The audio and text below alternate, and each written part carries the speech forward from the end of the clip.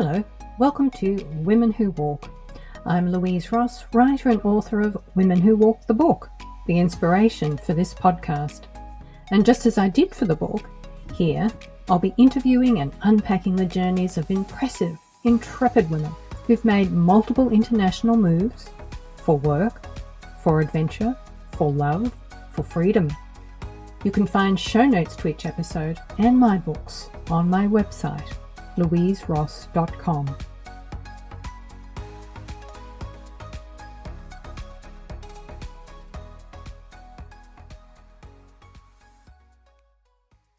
And welcome to episode 1 of Women Who Walk. This is my very first show, and it's a solo episode during which I'll talk a bit about how this podcast came to be and what I hope to offer listeners.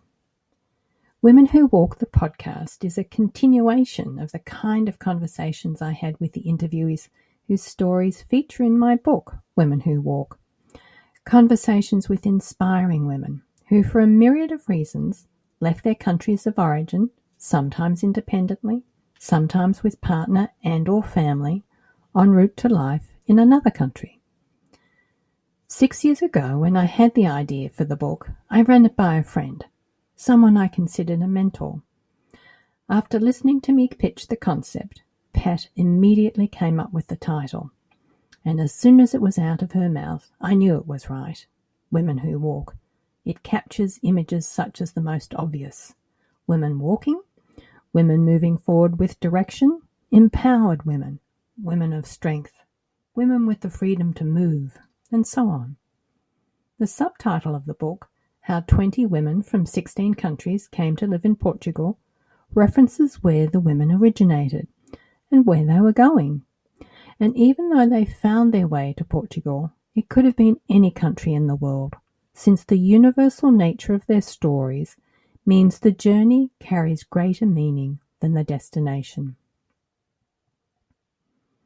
As you might have noticed by my accent, I'm originally from Australia. Portugal is where I've been living for the past 7 years, and very soon after I moved here from the United States, where I'd been living for 27 years, I joined the social organisation International Women in Portugal, or IWP for short. IWP has a membership of more than 250 women from over 40 different countries. I reasoned that joining this group would be a great way to make new friends. In Colorado, where I'd lived, weekend hiking into the foothills of the Rocky Mountains had been very much a part of my social life. So naturally, I gravitated toward a similar activity here, IWP's Friday hiking group. And on that weekly hike, I was bumping elbows with well-travelled and intrepid, multilingual women who happily shared captivating snippets about their lives. And I found those snippets so intriguing, I decided to ask some of the women if I could interview them. It was all very organic. I simply approached the women, told them about my project, and asked if they'd be willing to participate. I received a couple of surprising responses that went something like this. But my life's not interesting. There are other women here with far more interesting lives than mine. Gee, I found this discouraging, listeners. It's very unsettling when women compare themselves to others and discount their lives as less than or not as important. We all have experiences that distinguish us, and to the extent that we discount those experiences and give up the opportunity to share stories of our unique journeys, the legacy of the female narrative will remain comparatively underrepresented. Quite simply, the truth of women's lives matter. The personal triumphs and disappointments, educational and professional achievements and failures, travels, adventures and discoveries, the decision to marry or not marry, the decision to have or not have children. Plain and simple, women's lives matter.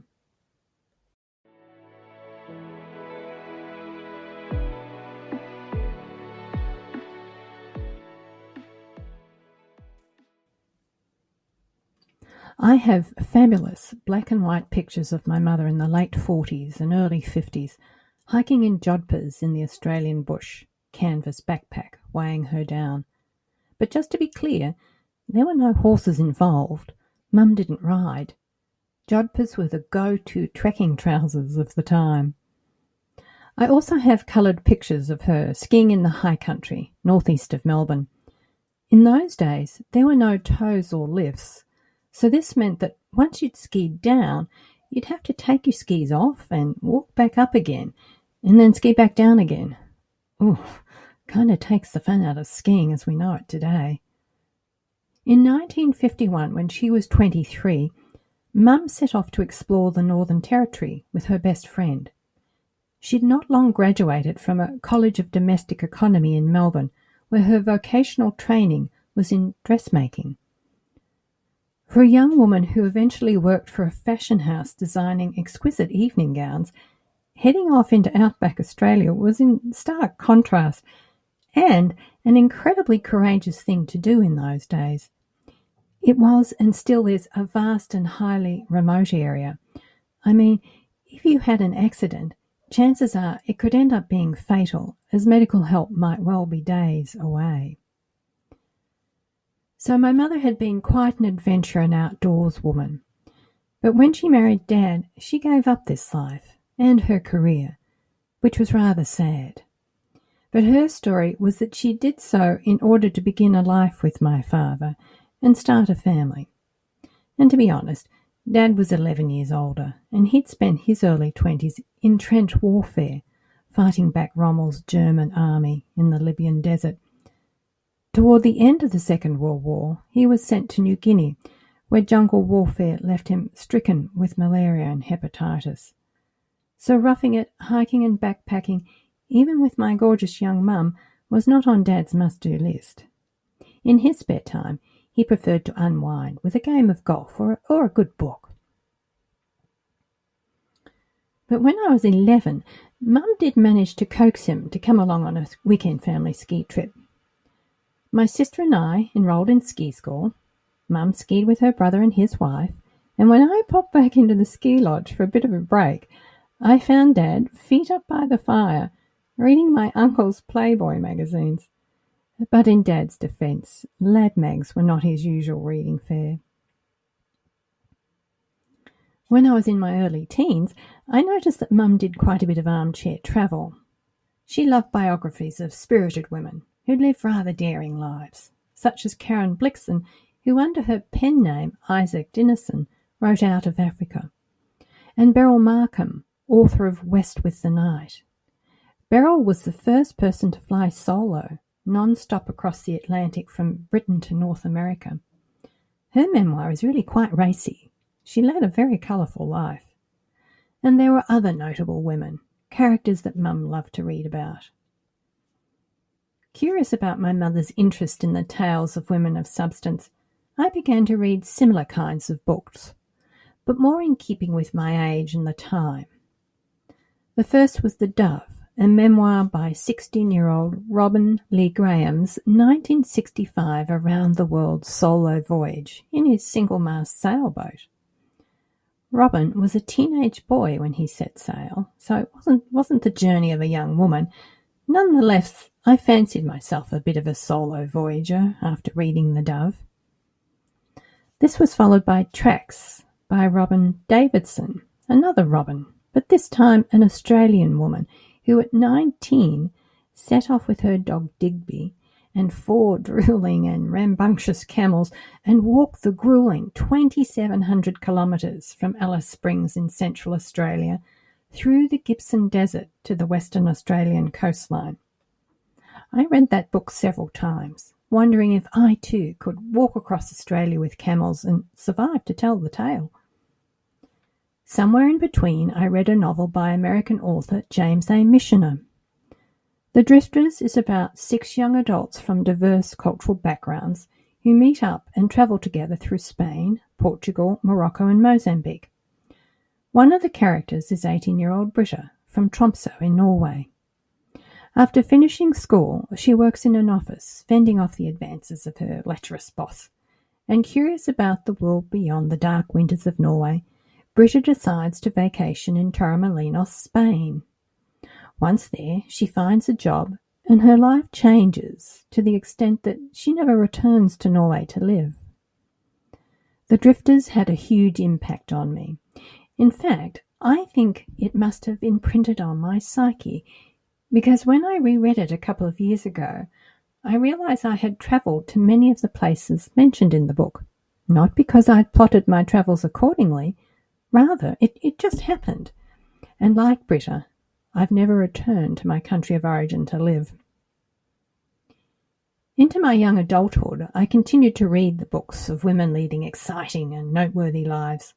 This genre of biography and memoir is still my preferred non-fiction reading, and I'd have to say it was my mother, her youthful adventures and reading choices, that fostered my interest in the female narrative. Additionally, I've always been naturally curious about people, and with an inclination to listen attentively and a keen interest in the lives of others, you can almost predict the direction my life was heading.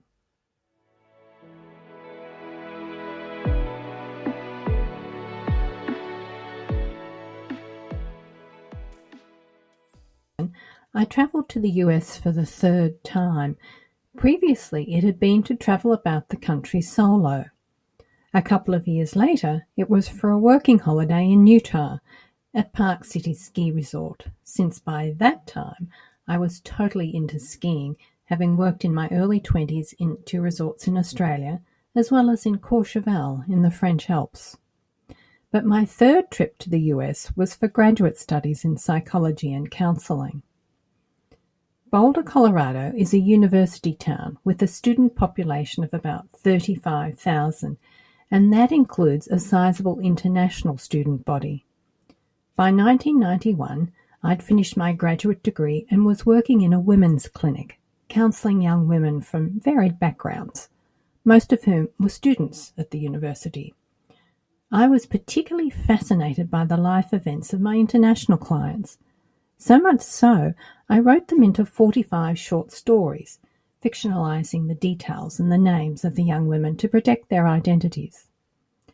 Less than 10 years later, and in a new job, I was working in marketing at a small preparatory school for mature-age students from developing countries. They'd been sent by their governments to the US to complete graduate studies in economics and business, with the intention that the students would then return to their countries to work in development. But first, they had to attend the institute where I worked and improve their English and prepare academically to enter the American university system. My job included promoting the school to the local community and beyond. After all, though the Economics Institute was a small enterprise, the cultural diversity of the students and the roles they'd come from in government and would resume once back in their home countries meant that it was like a mini UN at the base of the Rocky Mountains. As part of my promotion strategy, I would identify students with unique and compelling stories, and then I'd help them prepare for interviews with the local media, newspaper and radio. One of those students, a charismatic young Muslim woman from Kosovo, had an incredible story to share, and it was clear to me, and I'm sure everyone that met her, that she was destined for great things. And indeed, that was the case, because eventually she did return to Kosovo and went on to serve as the Deputy Prime Minister, followed by Minister of Trade and Industry. I'm sure it's clear by now that I've spent many, many years honing my ear for a good story, and this brings me to the point at which I'd finished interviewing women I'd met here in Portugal. And then with over 50 hours of recorded conversations, I had to organise that information into 20 captivating mini-memoirs, and I did this by exploring the following topics. What causes someone to leave their country of origin, which is the story before their departure? And then what happens to them on the journey to the new place, which is the story of getting from one place to another? And then what causes them to land somewhere and decide to stay, if not indefinitely, then for an extended period? I've lived abroad since the mid-80s, and at different times people have asked me, why did you leave Australia?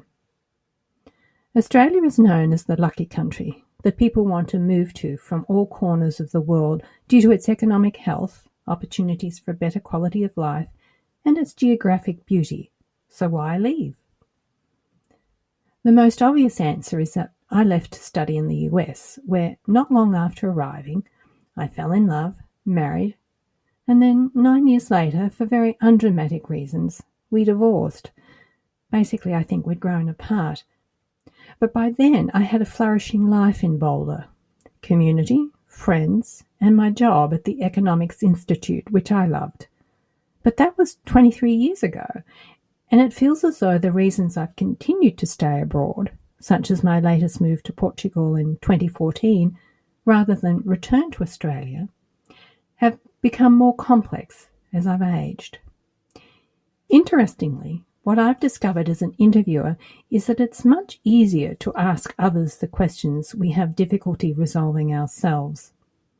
In listening thoughtfully to their responses, we often find reassuring shared experiences that shed light on the grey areas of our life. A couple of times a year I house sit for a friend in London, and while there in 2019, I learned of Women of the World Festival. Its founder and director, an awe-inspiring creative by the name of Jude Kelly, had this to say: "Women can do extraordinary things because they're human. The difficulty is they've been made to feel that it's an unusual thing, mainly because people have not called on them to be extraordinary and haven't really wanted them to be extraordinary, but we are." She goes on to say, "We have a mutual responsibility to value our own stories." My vision for this podcast is that it achieves Jude Kelly's directive by becoming a library of substantive stories told by extraordinary women who walk. Uplifting stories that I hope will shed light on the grey areas of your life while giving you many, many reasons to value your own unique journey. Thank you for listening today, and if you would like to read a transcript of this episode, you can find it in the show notes on my website, louiseross.com. And if you enjoyed this episode, please rate and review Women Who Walk on your preferred podcast provider.